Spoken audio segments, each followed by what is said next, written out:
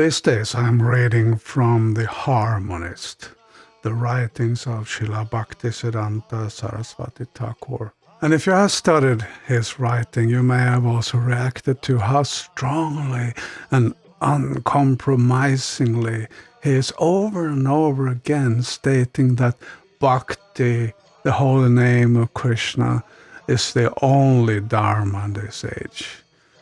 And he's saying neither Chaitanya Dev nor any of his devotees were ever in a hurry to prevent flood or famine, nor did they give any other advice to anyone except that in the Kali Yuga there is no other way except uttering the holy name of Krishna.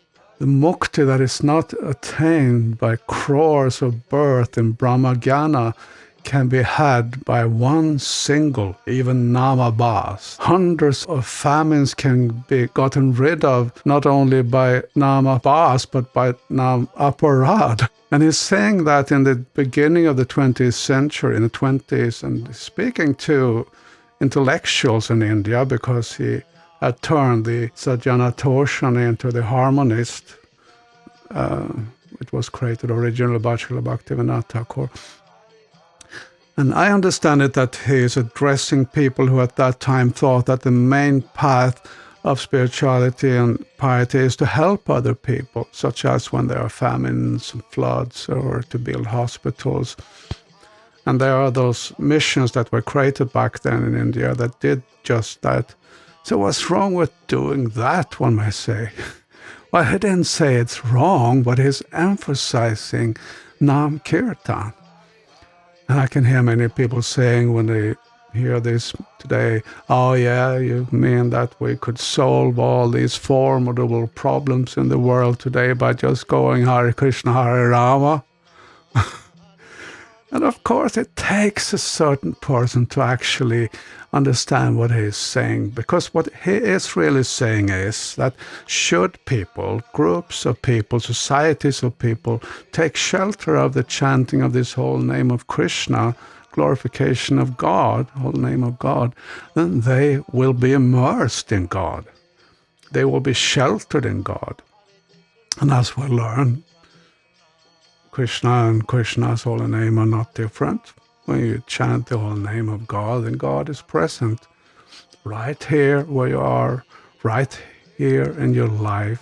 And if God is present, of course God is always present, but when you are present in God in that way by taking shelter of God, then everything else will come. Everything else will be solved. Everything else will work out. And the thing is that logic is beyond the mundane intellect, because he's talking here to the intellectuals of India in those days.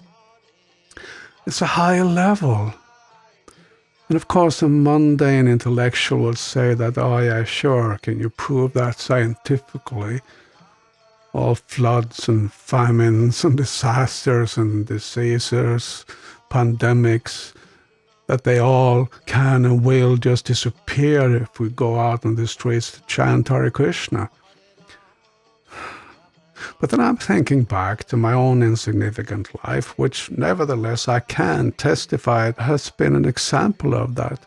I mean, just think about it. We were just a bunch of wild kids, dropouts, rather unqualified both materially and spiritually.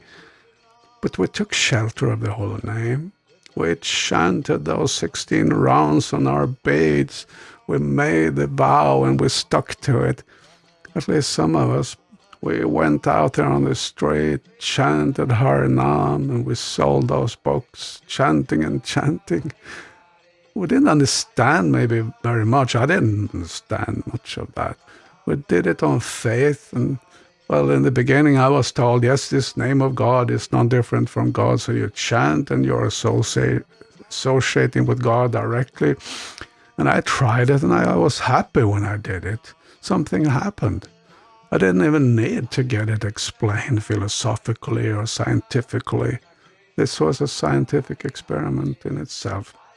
But then somehow or other things were getting taken care of in spite of our lack of qualifications, in spite of us sometimes doing some real stupid things and messing up. Money came, Lakshmi came, Because, of course, when Narayan is present, then Lakshmi is also present. That's how we understood it. And whether that understanding was simplistic and naive, it was correct, rock-solid logic that we got from Prabhupada. So we always had Lakshmi. Things always somehow worked out. I'm talking in the past, but it's the same now, of course. But at that time, we were so intensely engaged like that, so it was more obvious. Of course, sometimes leaders got too mundane in their money-making schemes, sending out collectors as slaves, just bringing in the money to expand expensive projects that they had come up with.